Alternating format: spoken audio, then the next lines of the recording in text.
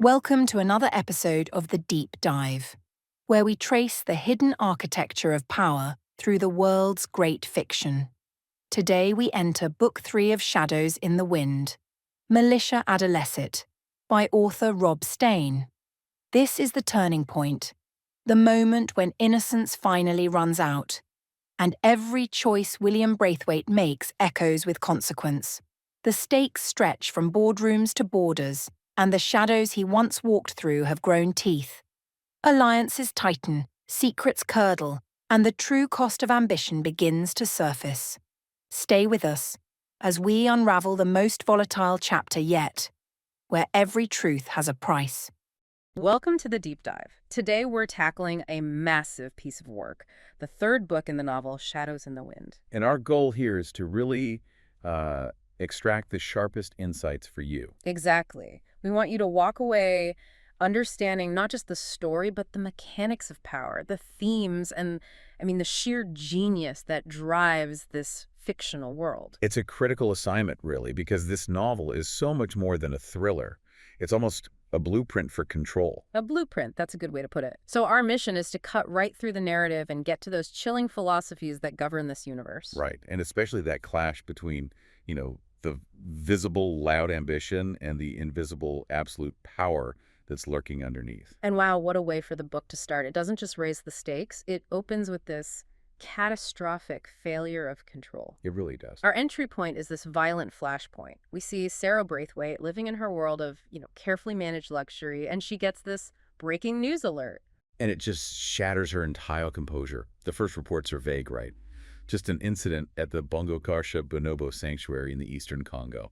An abstract headline. Until it isn't. The victim is identified. Dr. Juliette Capriot, an Oxford researcher, famous for her work on bonobo empathy. And that's the name that just turns the screw for Sarah because she immediately recognizes it from the files she has on Juliet's partner, Jamie Soper. Yeah, that's the moment where you, the reader, realize this distant violence is tied directly somehow to the Braithwaite operation. The novel handles that transition so brilliantly, from this abstract news item to just raw personal trauma. It does. We follow Jamie as he arrives at the sanctuary. And that idea of tragedy is just replaced by this visceral, horrific specificity. You see the grim police line, the small clearing, and then Juliet's body. The text is so specific, it doesn't shy away from the detail. Her naked body and that wound, that perfect star-shaped hole in her forehead. And that detail, the star-shaped hole, it's everything, isn't it?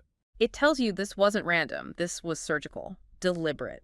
The direct result of these massive, unseen forces that were set in motion hundreds of miles away. It's the cost of their ambition made horribly real. So that's where we need to start. We need to trace those forces back to the beginning. Let's talk about the ascent. The novel meticulously tracks the rise of the protagonists, particularly William Braithwaite and his ruthless acquisition of the family empire. His ambition is just so cold, so relentless, and it's all rooted in that lesson from his father, Charles. Power is taken, not given. And the novel gets into the weeds of the corporate maneuvering, which I love. It's not just hand-waved away. No, it's specific. And we have to pause on this technicality because it's such a brilliant piece of detail. William secures exactly 37.4% of the shares of Braithwaite Enterprises. Right. And you might think, why not 51% or 66? Why that specific odd number? That number, 37.4%, is the key to how William operates. It's just under the threshold that would trigger, certain regulatory filings or minority shareholder protests. So it gives him operational control. Exactly. He can direct the company's actions, its resources, everything, but he avoids all the legal burdens and the public scrutiny that comes with being the outright majority owner. It's power cloaked in technical deniability. He has all the leverage he needs over his father without having to declare this visible, noisy victory. And he wastes no time. He immediately establishes WNH, the William Braithwaite Organization, with Sarah and Kyle. And the core mechanism they create to do their work is black hole management. The name says it all, really. The novel describes it as a structural black box. What does that actually let them do? It's a vacuum, a place designed so that legal and ethical scrutiny just can't reach it. Its explicit purpose is stated as a place where oversight ends, where accountability disappears. So if they need a dirty supply line set up or some illegal data acquisition? Black hole management does it. Yeah. And if anything goes wrong, the chain of command it hits a wall. It ends right there. It gives them perfect layered deniability for everything. And on a parallel track, you have Peter Cronbrough, the protagonist of the consulting world, spinning up his own ruthless operation. Peter is introduced as this legitimate, off-the-charts genius, famous for solving that so-called unsolvable math problem at Trinity College Dublin. The 10-digit number factoring challenge solved it in 11 seconds. And that speed, that just defines his whole character. He doesn't see problems, he just sees inputs and predictable outputs. His quote, "Time is poorly structured, but we adapt to its limitations." That sets the stage for his whole approach, doesn't it? If he can factor time, he can factor human resistance. And he's recruited by this storied figure, Cyrus Fisk, the guy with the vibrant bow ties and public advocacy work, to take over Cronbrough-Fisk Strategies, CFS. But Peter doesn't just take over, he performs a changing of the guard that is just profoundly thematic. He fundamentally dismantles Cyrus's legacy. I mean, the first thing he does is eliminate the entire public advocacy division. He calls it an outdated model that generates too much visible noise. Right. And he immediately shifts the firm's focus away from that broad ethical consulting to what he calls targeted resource partnerships. He specifically replaces the African Development Initiative, Cyrus's passion project, with something much more extractive and hard-nosed. And this shift is so crucial because this is where Peter's new strategy, combined with William's need for deniable action, connects directly back to the blood in the Congo. This leads us to, I think, one of the most tragic parts of the book, the weaponization of idealism. Indeed, because we learn that Juliet Capriott's partner, Jamie Soper, is one of those idealistic new recruits at Peter's firm, CFS. He thinks he's working on the Norwegian energy project, something that sounds clean, stable, positive. And here's the cruelest irony of the entire novel, I think. Jamie is a genius in his own right. He's building this incredibly complex analytical modeling framework for CFS. He thinks he's modeling energy stability, but the map he is creating, the one he is perfecting, is for Package 4, which is the code for the mineral extraction zone that just so happens to overlap perfectly with the Bongo Kosha Sanctuary, where Juliet works. He is the unwitting tool. He is. And the novel gives us this incredible insight into the strategic compartmentalization through the internal thoughts of Victoria Chamberlain, Peter's associate. Her logic is so chilling. She thinks about how Jamie's analytical gifts, and more importantly, his idealism, are being harnessed to destroy the very thing he stands for. He's just too focused on the beauty of his model, the elegance of the math, to see what it's actually being used for. It's that deniability again. They're using his innocence as insulation. Victoria even sends that note to Peter about Jamie. That phrase just sticks with you. Make sure he never collects the Norwegian portfolio to Package L, not until it's too late for him to do anything about it. They're building this beautiful cage for him, just making sure he only sees the numbers, never the consequences. And the consequences arrive on the ground. Karl Konarski's Eyejackers team places all the sophisticated surveillance gear around Juliet's sanctuary. Directional mics, signal relays, all of it. And this is all happening at the same time that local political figures like Kalinga are putting pressure on the local leader, Kayembe and Juliet, to get out for development purposes. The whole operation was meant to be quiet, a clean extraction under the cover of black hole management. But this is where it all goes fatally off script. It's the ultimate failure of control for William and Peter.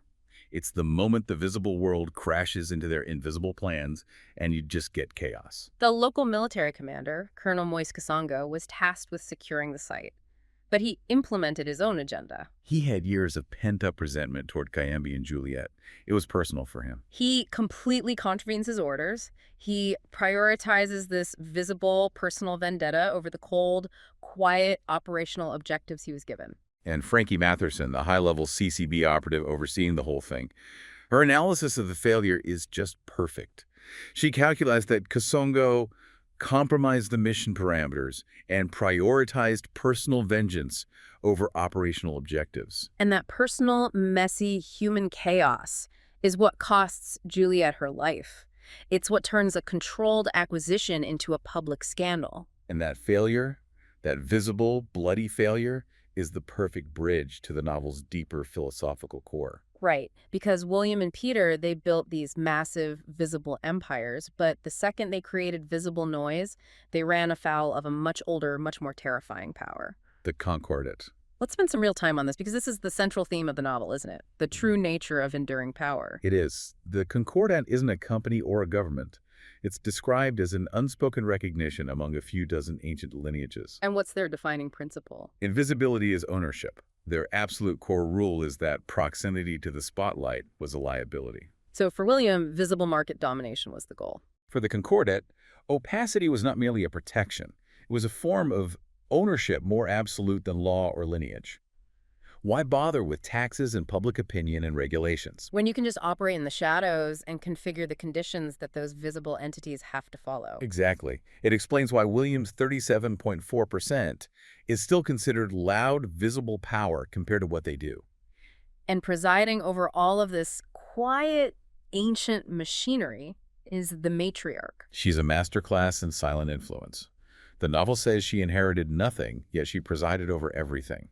Her power isn't in what she commands, but in omission. In omission, I love that. A major trade deal that just gets abandoned. A central bank governor who declines reappointment. A law that dissolves in committee. These are things that don't happen because she willed it. She doesn't need to sign papers. She just needs a climate of unnatural calm. That's profound. So the visible empires, like Braithwaite's, are defined by what they build. And the unseen empire of the Concordat is defined by what it prevents from ever being built. Precise. Now you contrast that ancient, quiet power with the cold, practical lethality of Frankie Matherson.